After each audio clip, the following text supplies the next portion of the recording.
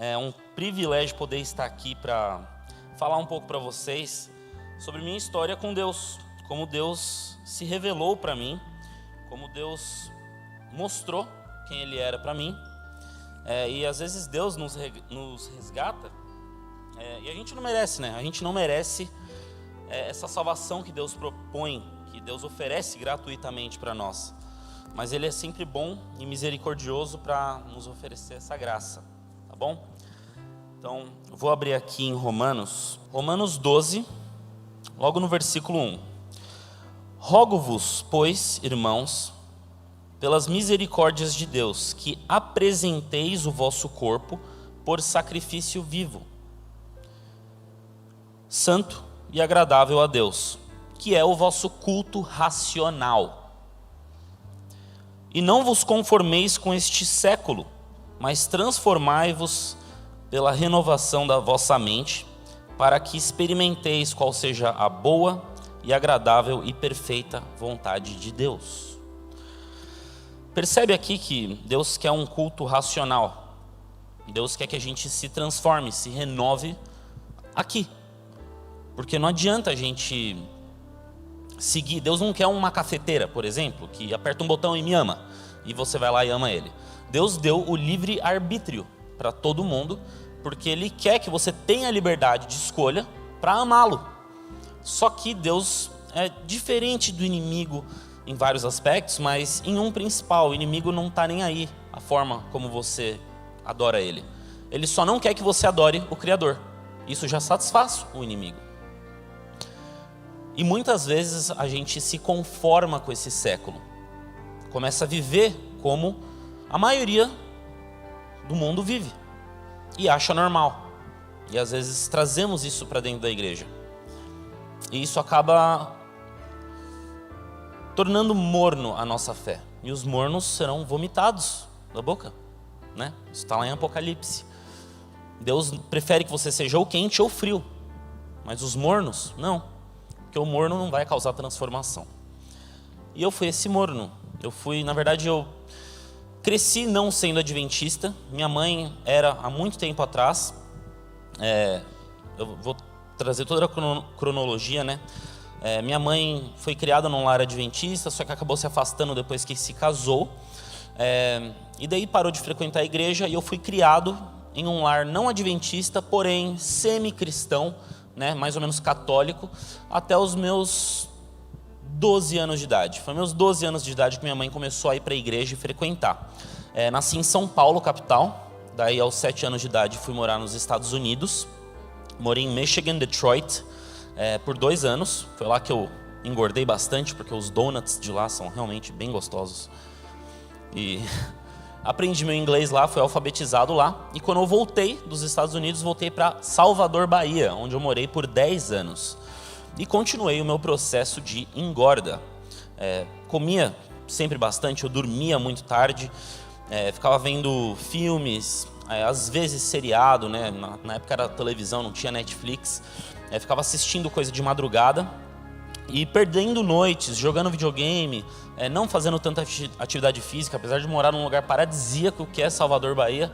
Surfava de vez em quando, né? Mas acho que me confundiam com uma baleia, não sei. Porque, assim, conseguia subir na prancha de vez em quando, mas era nítido o efeito danoso de uma alimentação errônea na minha saúde física. Não só esteticamente, mas também mentalmente. Eu tinha déficit de atenção, eu era uma criança extremamente irritada. E aqui a gente tem o preceptor de vocês, rapazes, pode provar isso. Ele estudou comigo no IAN. Ele lembra, coitado. E eu era muito irritado, eu era muito rebelde, eu tinha um ímpeto para me rebelar muito acentuado. E eu fui criado nesse meio, né? E eu não sabia, eu não me ligava que era a insatisfação de não ter disciplina na minha alimentação que refletia no meu comportamento como uma pessoa. Não é que eu era uma pessoa má, mas também não é que era uma pessoa boa. E meus comportamentos sempre me levavam a querer desafiar, impor, entendeu? Tanto que fui expulso do IAN. E eu vou abrir aqui, ou melhor, não vou abrir ainda não. E dando sequência, né, nesse estilo de vida, fui até meus 19 anos de idade, acima do peso, cheguei a pesar 97 quilos. Atualmente eu estou com 77, né, mas às vezes eu fico na casa dos 80, 82, depende de quanto eu quero estar de volume. E daí cheguei na faculdade, eu fui fazer psicologia no NASP, em São Paulo, fui interno lá também. E assim, eu acho que foi interno 2 anos, no terceiro ano eu saí, fui para o externato, só que na faculdade, é uma época assim, eu não sei, eu não ligava muito para o meu corpo, quando eu estava, por exemplo, com meus 14, 16 anos. Eu sabia que ele me incomodava, eu me olhava no espelho e eu falava, meu, o que isso está fazendo aqui? Isso não está legal. As garotas não me acham bonito, e isso era uma preocupação para mim, sendo bem honesto, né? E deve ser. Deve ser para a maioria dos rapazes também, tipo, se a gente está, ou para as garotas, se a gente está bonito para o parceiro ou parceira do outro sexo, né? E eu só sabia que não estava bem. Só que na faculdade eu pensei, tá, continua não bem. E eu comecei a me preocupar com o meu futuro, não só com a minha profissão, né? Mas em quem eu ia ser, que tipo de pessoa que eu ia me formar, porque desejar mudar, eu desejei a adolescência toda. Nada aconteceu. Porque desejar só vai me levar até o ponto em que eu tenho que começar a agir e tomar uma atitude para mudar o meu futuro. Se você continuar fazendo as mesmas coisas que você faz, você vai ter os mesmos resultados. Então, se você quer ter alguma coisa diferente, se você quer ter sucesso financeiro, se você quer ter sucesso na sua saúde, se você quer ter um sucesso na sua profissão, você vai ter que fazer por onde. As coisas não vão cair do céu. Podem até cair do céu para 1 ou 2 pessoas, mas é extremamente raro isso acontecer. E eu comecei a cair a ficha de que se eu não lutasse pelo futuro que eu quero, eu ia ter que me acomodar com uma coisa que não ia me fazer feliz. E eu tinha muito medo de ser infeliz. Na verdade, depois que eu, pulando um pouco na história, né, depois que eu me formei em psicologia, eu me tornei autônomo, né? Hoje eu tenho uma empresa, chamada Veg Estrito, que é curto para vegetariano estrito, que hoje transforma a vida de milhares de pessoas. Quando eu me formei em psicologia, minha mãe falou assim, você tem que arrumar um emprego, né? E eu falei, mas como assim emprego? E daí é verdade, eu vou ter que trabalhar em algum consultório de psicologia, né? Alguma coisa que é extremamente difícil achar. O papel do diploma tecnicamente não serve tanto se você já não tem uma experiência, né? Eles precisam de experiência para você ser contratado, porque senão você vai ganhar muito pouco. E daí minha mãe cogitou assim, brincando, né? Minha mãe é meio cruel comigo, mas é uma coisa muito boa isso, porque me empurrou para a vida. Falou assim, por que você não, até conseguir emprego na psicologia, vira garçom? Eu olhei assim, mas eu estudei, como assim? E daí eu aceitei, na minha mente, vender água de coco na praia. Imagina um cara bombado vendendo coco. Eu ia ter sucesso. Mas foi aí que eu pensei, por que eu não cresço a minha própria empresa? Por que eu não construo meu próprio negócio? Né? Porque eu estava no fundo do poço, eu aceitei ter o mínimo necessário, então eu podia crescer daí em diante. Né? Mas enfim, quis mudar o meu corpo quando eu estava no começo da faculdade. E eu comecei com aquela dieta clássica, né? Dos fisiculturistas comendo muito frango, muita batata doce, muito ovo, uma cartela de ovos, para falar a verdade. E eu até tive resultado, gente. Consegui perder, eu acho que foram uns 10 quilos, né? Dos 97, fui para 80 e pouco. E daí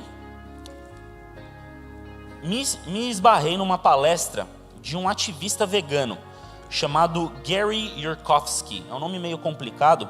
Deixa eu pegar esse negócio aqui. É Gary Yurkovsky. E ele não falou nada político, ele não falou nada religioso. Ele simplesmente falou para mim o que acontecia por trás dos bastidores do sistema agropecuário, né? Que hoje em dia, eu não sei quem aqui conhece o movimento vegano em si. Levanta a mão. Pouca gente, mas conhecem, né? Mais as garotas, interessante. E é tudo uma questão assim, o que me impactou? A questão de crueldade com o animal, que o animal precisa morrer, né? E todo aquele sistema agropecuário Todo o sangue que é coletado dos animais que morrem vai para nossas águas. A fezes de 9 bilhões de vacas vai para nossas águas. Urina, cocô, etc. A gente tem tanta vaca no planeta que acaba poluindo o nosso planeta. E todas essas informações, né, eu não me intitulo vegano, porque tem coisas que eu não concordo, mas impactou muito a mim. Porque eu pensei, eu amo os animais, mas por que tem um no meu prato? E daí deu um estralo, mostrou tudo o que poderia acontecer de ruim com a minha saúde em comer derivados animais, e foi aí que eu tomei a decisão, mudei a minha alimentação. E na medida que eu mudei minha alimentação, eu vi muita coisa acontecer. Por exemplo, eu já estava treinando, né, há 9 meses, passei 9 meses nessa dieta de fisiculturista, e daí eu vi que, quando eu parei de comer carne, queijo, leite e ovo, minha recuperação muscular melhorou. A dor do treino ficou menor. A minha pele melhorou. Meu intestino melhorou. Meu humor melhorou. Muita coisa na minha saúde melhorou. E eu falei, nossa, tem alguma coisa aí. Tem uma coisa muito interessante aí acontecendo. E até então eu já tinha sido batizado aos meus 16 anos na igreja adventista. Só que, não, assim, eu frequentava. Eu aquecia o banco, né? A mensagem em si, ela não tinha de verdade, verdadeiramente tocado o meu coração. Eu não sabia qual que era a mensagem presente para a fase do mundo em que a gente está vivendo. E lá em 2015, eu comecei a seguir essa alimentação, e foi aí que Deus se revelou a mim. Porque eu peguei nesse livro aqui, né, no Conselho sobre Regime Alimentar, e eu abri ele. E eu falei, caramba, 100 anos atrás isso foi escrito para nós, só que eu estou descobrindo hoje. Porque às vezes uma coisa que me desconfiava muito é que quando iam falar essas coisas na igreja, geralmente era um irmão extremamente velho, né, que não conectava comigo, ou extremamente magro, e eu não queria ser vegetariano magro, magrelo, e não era uma mensagem atraente. Então, o que Deus fez? Deus usou uma pessoa do mundo para passar a mensagem para mim, porque eu não ia acreditar em alguém da igreja na época. Eu não ia falar, se adventista vegetariano aí, mandando eu comer mato. E daí Deus, nesse processo que eu aceitei a mensagem, Deus usou a limpeza da minha alimentação para ter mais discernimento espiritual, para entender as coisas espirituais. E aí Deus começou a falar comigo. Deus começou a falar tudo comigo. A comunhão com Deus foi uma coisa que escalou completamente. E aí eu comecei a ver o que estava por trás da mensagem de saúde ligada ao fim do tempo, que é o que a gente está vivendo. Eu não creio que a gente tem muitos anos ainda pela frente. Mas, olha um texto interessante. Em 10 de dezembro de 1871, foi me mostrado novamente que a reforma de saúde é um ramo da grande obra que deve preparar o povo para a vinda do Senhor. Ela se acha tão ligada à terceira mensagem angélica como as mãos estão para o corpo. Maiores reformas devem se ver entre o povo que professa aguardar o breve aparecimento de Cristo.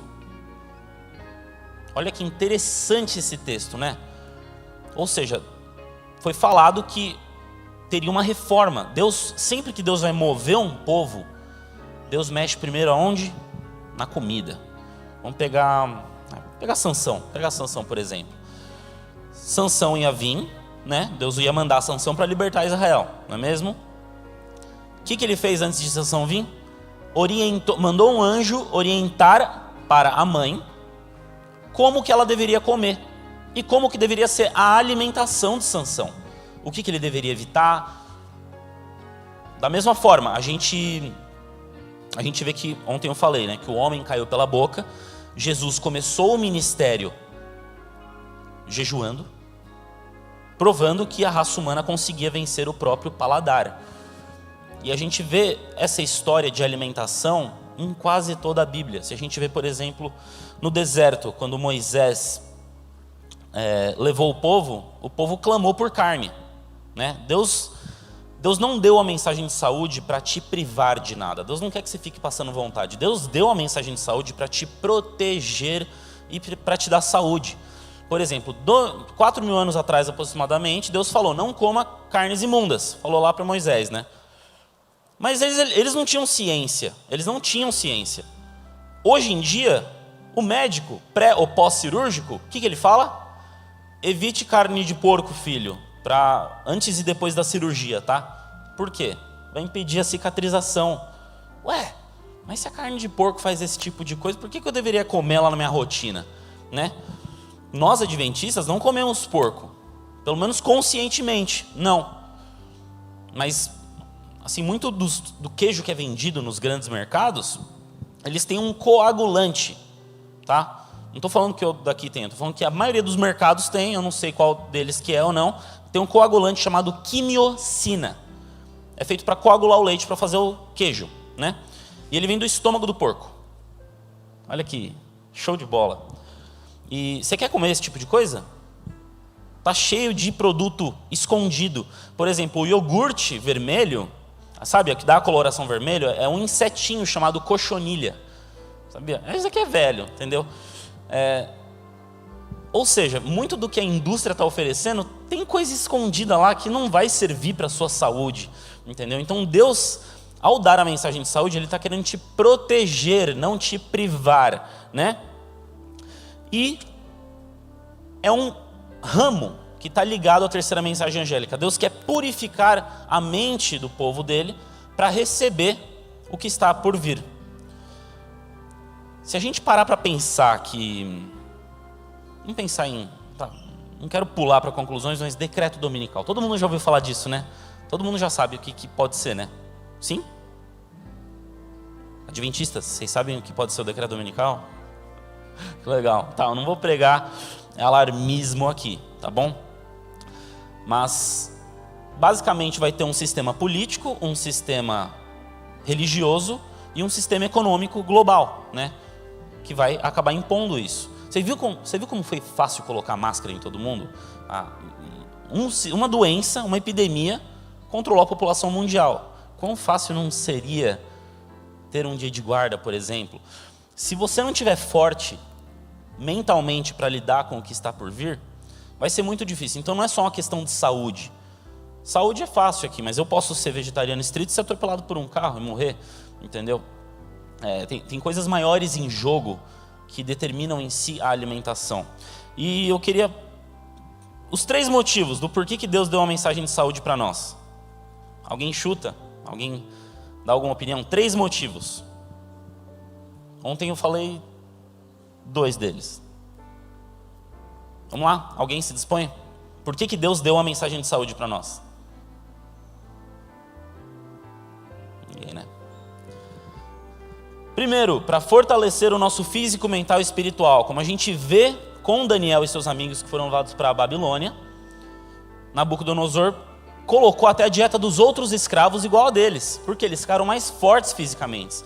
E aí eu faço um teste com vocês. Experimente passar 10 dias sem comer nenhum derivado animal, comendo abundância de alimentos de origem vegetal, muita salada, muitos grãos. Eu vivo disso há aproximadamente 9 anos e estou muito bem, inclusive nunca mais fiquei doente, né? Testa, só testa, não pega o que eu falo como verdade, mas coloque Deus à prova. Segundo ponto, Ele quer nos alimentar e nos acostumar de comer de forma simples. Se a gente sabe que uma crise está por vir, é muito, assim, é se achar demais, pensando que a gente vai estar comendo tofu, pizza e traquinas na perseguição. Não é mesmo? Se a gente for sofrer uma perseguição, e a gente não vai poder nem comprar nem vender, a gente vai estar passando por um momento em que a gente Deus não vai deixar faltar o pão e nem a água, é isso que é prometido. Mas é bem possível que a gente não tenha a abundância que a gente tem. E muitas pessoas, isso vai ser uma pedra de tropeço, a questão alimentar. Elas vão ficar com medo do que eu vou vestir, o que eu vou comer. Então tem coisas mais importantes. Então Deus quer preparar a gente com simplicidade. Ser simples, ter uma vida simples. E terceiro motivo, Ele quer te preparar e te treinar para ir para o céu. a gente vai ser transformado, né, fisicamente, quando a gente for para o céu, mas o nosso caráter tem que ser transformado aqui na terra. Nosso caráter não vai sofrer nenhum milagre. Então, se a gente ama as coisas do mundo, a gente não vai ter elas lá no céu. Então, a gente vai ser infeliz no céu. No livro Visões do Céu, Deus... tem uma parte assim que fala que no momento em que o olhar de Jesus incide sobre os ímpios, eles se recordam de todas as vezes oportunidades perdidas, e que a exclusão do céu deles é justa, e que o céu seria um lugar infeliz para eles. Porque eles vão perceber que o caráter que eles desenvolveram aqui na terra não vai estar alinhado com o caráter que é exigido no céu. E quando eu imagino o céu, pessoal, imagina sábado, a gente acabou de sair do templo lá, de Deus, e daí todo mundo se reúne, e daí você consegue imaginar, né, o anjo fritando um cordeiro na grelha no sábado? Não vai ter churrasco no céu, não vai ter morte no céu. Então, amar essa cultura é se conformar com este século. E eu repito aqui, rogo-vos, pois, irmãos, pela misericórdia de Deus, que apresenteis o vosso corpo em sacrifício vivo. Parênteses, portanto, quer que comais, quer bebais, faça tudo para a honra e glória de Deus. Fecha parênteses. Sacrifício vivo, santo e agradável a Deus, que é o vosso culto racional. E não vos conformeis com este século, mas transformai-vos pela renovação de vossa mente, para que experimenteis qual seja a boa e agradável e perfeita vontade de Deus. Ou seja, não se conforme com esse século, para que você experimente. E foi isso que eu experimentei na minha vida. Depois que eu mudei a minha alimentação e consegui entender o que a palavra de Deus me passava, aí eu me entreguei a Deus. Deus usou o sofrimento de um término de um relacionamento comigo, que eu tive, para, me entregar por completo. Deus usa muitas vezes o sofrimento para a gente conseguir passar uma barreira, para a gente finalmente virar os olhos para Deus. E aconteceu isso comigo, então eu me entreguei para Deus, e desde então a minha vida tem sido completamente transformada. E eu quis, na verdade, fazer disso um ministério, na verdade, mostrar para as pessoas, de crianças, que eu já palestrei muito para crianças, até pessoas idosas, o que a alimentação pode impactar não só na sua mente, na sua saúde física, mas na sua saúde espiritual. Por quê? Para a gente cair a ficha do tempo em que a gente está vivendo, e cada um aqui ser um exemplo, entendeu? Depois que Deus me transformou, eu quis muito passar essa mensagem para milhares de pessoas. Eu criei o canal no YouTube, e eu sempre tive um sonho muito grande. Eu quero atingir milhares de pessoas, milhares. E, nossa, eu nem imagino tudo que consegui. Você está de prova, né? O Vitão está de prova. Como que eu era, meu irmão, no IAN? Incendiário, cara, incendiário. E Deus consegue transformar, entendeu? E claro, tem fase, a gente tem fases e etc. Mas se a gente quer ter o título adventista, para quê? Para quê? É porque a gente está acostumado a viver a rotina adventista? É porque a gente foi criado num lar adventista? Ou é porque a gente decidiu racionalmente que a gente quer seguir e servir a Deus? Se a gente quer seguir e servir a Deus, por que a gente só faz metade da vontade dele? A gente tem que fazer tudo, né? Não é? Não é, povo? E muita recompensa está prometida para quem for fazer isso. Olha que legal esse texto aqui. Da importância que a gente tem de ter conhecimento sobre o nosso próprio corpo, o funcionamento do organismo. Toda pessoa deve possuir conhecimentos dos meios terapêuticos naturais e aplicá-los de maneira natural. É dever de toda pessoa, por amor a si mesma e por amor à humanidade, instruir-se quanto às leis da vida e a elas prestar consciosa obediência. Todos precisam familiarizar-se com esse organismo, o mais maravilhoso de todos, que é o corpo humano, devem compreender as funções dos vários órgãos e a dependência de uns para os outros. Ao funcionamento de todos, cumpre-lhes estudar a influência da mente sobre o corpo e a desta sobre ela. O corpo humano é uma coisa impressionante, pessoal. É uma máquina que pode trabalhar ao nosso favor ou contra o nosso favor. Depende do combustível que a gente der. E tecnicamente é muito fácil a gente montar um prato saudável. A gente vai ter, como eu mostrei ontem, né? Quais são os carboidratos? Os alimentos que são ricos em carboidratos. As batatas, cereais, então batata doce, mandioca, inhame, arroz, milho, trigo, centeio, aveia, frutas. Vamos separar eles num cantinho. A gente vai escolher um desses ingredientes. Agora tem as proteínas. Quais são as proteínas? A gente tem as de derivado animal, que é qualquer corte de carne, ovo, no caso a clara do ovo, né? Ou, proteínas industrializadas tipo em pó.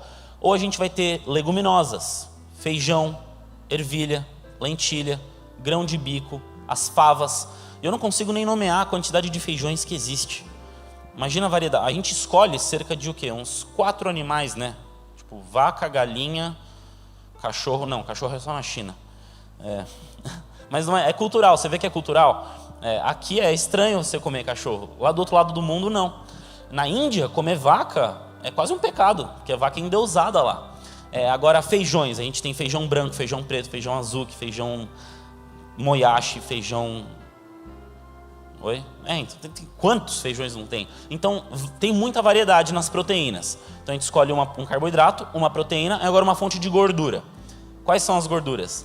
Castanhas, oleaginosas, sementes. Então, castanha do Pará, castanha de caju, nozes, semente de chia, linhaça, castanha do Pará, fonte de coco, água de coco também, é uma fonte de gordura. Azeite de oliva, a gente separa. Se a gente pegar um ingrediente de cada um desses, a gente monta um prato completo. E é isso que eu fiz, né? Quando eu aprendi esse lance de parar de comer carne, queijo, leite e ovo, eu vi que é só eu trocar o alimento animal, a proteína animal, porque é isso que ela vai me oferecer, pelo alimento vegetal que tem proteína. Entendeu? É muito fácil. Claro que o que acaba sendo pedra de tropeço para algumas pessoas? O paladar, né?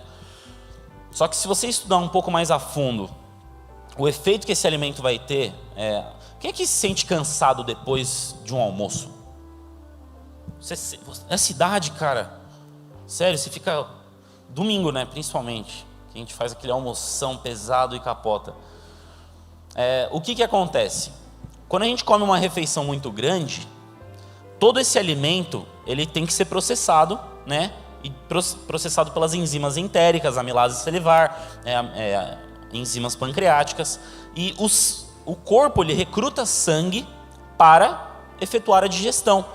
Então acaba tirando, não todo o sangue do cérebro, né? Que senão a gente morre, mas tirando boa parte do sangue do cérebro. Então a gente fica com aquela sonolência. Então é muito importante a gente fazer refeições leves também. Não comer além do que o estômago permite. Então, se a gente está com... o estômago seria mais ou menos o tamanho de... Fecha sua mão assim. É mais ou menos esse o tamanho do seu estômago, sabia? Se você comer devagar, processar o alimento, você vai ver que é mais ou menos isso que é assim... Você ia ter o sinalzinho, né? Falando, olha, seu estômago já está cheio. Muitas pessoas comem em excesso, e é por isso que elas acabam engordando. E comer em excesso faz tão mal quanto comer alimentos ruins, né? A gente tem os 8 remédios naturais. Vocês já devem saber de cor, né? Os 8 remédios naturais. Ar puro, luz solar, exercício físico, água, alimentação saudável, repouso, temperança e confiança em Deus.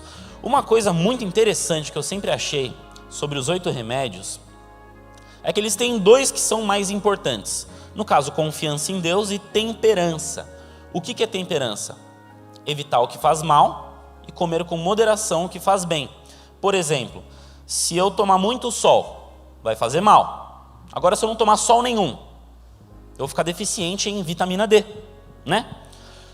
Água demais, água de menos, vai fazer bem, vai fazer mal. Ar puro, até ar. Se eu ficar, eu vou ficar tonto. não é? Se eu ficar sem ar, eu morro. O único que você pode ser intemperante, no caso, desfrutar em excesso, é a confiança em Deus. Esses únicos dois. Então você pode confiar em Deus o quanto você quiser, que não vai fazer mal nenhum. Na verdade, só vai fazer mal não confiar em Deus. Agora, uma coisa interessante sobre os 8 remédios também é que a maioria deles é de graça. Eu não sei se vocês acham isso importante, mas na medida que vocês vão ficando mais velhos, você vai se preocupando mais com a sua saúde. Eu percebi isso. Acabou de cair a ficha, assim, quando eu era da idade de vocês, eu ligava, mas não tanto. Não tanto.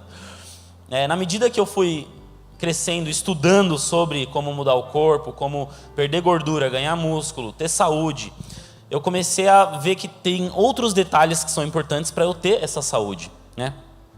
Quanto tempo que eu tenho? Quanto tempo que eu tenho, meu irmão? 5 minutos, perfeito. E eu comecei a ver que tem detalhes que são importantes para a nossa saúde. E eu trato muitas pessoas doentes. Tem muitos pacientes obesos que me procuram, que estão com hábitos completamente destrutivos. E muitas pessoas começaram na idade de vocês, como eu comecei. E daí quando você vai tentar mudar mais velho, confia em mim, é muito mais difícil mudar quando você está com mais idade. Muito mais difícil. E por exemplo, a vitamina D, eu tomo tempo hoje, todo dia que é possível, para pegar um pouco de sol. É importante, está nos 8 remédios. O animal de estimação sai e toma um pouco de banho de sol. Percebeu? O que o animal de estimação sabe que eu não sei, né? Sair, aqui vocês têm esse privilégio, né? Mas muitos de vocês, depois que saírem daqui, ingressarem numa faculdade, muitos já devem até ter uma noção de qual faculdade querem fazer, alguns não. Mas boa parte, assim, pode acabar dentro de uma cidade. A cidade grande, ela é bem diferente da rotina que vocês têm aqui. A cidade grande, eu que morei em São Paulo, capital, é outro estilo de vida. Eu pegava metrô sardinha, sardinha porque você fica enlatado, né? E daí você não pode mexer. Eu ia, assim, viajava 1h30 até o meu estágio e voltava. Tinha pouco tempo para cuidar da minha saúde, muita fumaça, muita poluição, vida corrida. E muitas vezes a gente justifica essa vida corrida na dificuldade de não conseguir ter hábitos bons e saudáveis, né? Só que se a gente começar hoje, com a idade que vocês estão, a cultivar pequenos hábitos, sabe? Não estou falando para vocês irem até o 10º andar na saúde, mas começar com pequenos hábitos, pequenas escolhas conscientes na saúde. Vocês vão ver que quando vocês estiverem lá na frente, com seus 20 anos, 25, vocês vai ter muito mais fácil, porque vocês vão ter construído isso ao longo da vida de vocês. Entendeu? Eu acho que essa é a melhor dica que eu posso dar. Essa é a dica que eu me daria. Comece hoje, né? Não tente se conformar com este século. Seja diferente, sejam jovens adventistas. E ser jovem adventista é ser um jovem diferente do resto do mundo.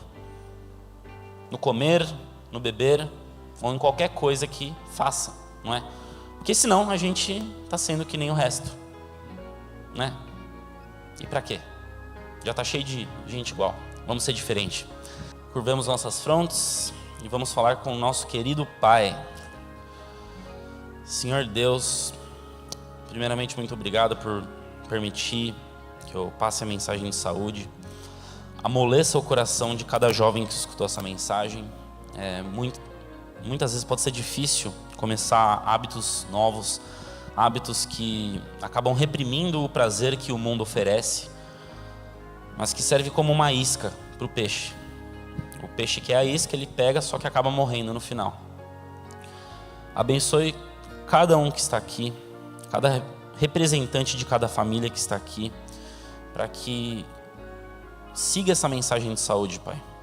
Para que se renove, não só no corpo, mas também na mente, no espírito, para ter uma saúde e ser testemunha para o mundo.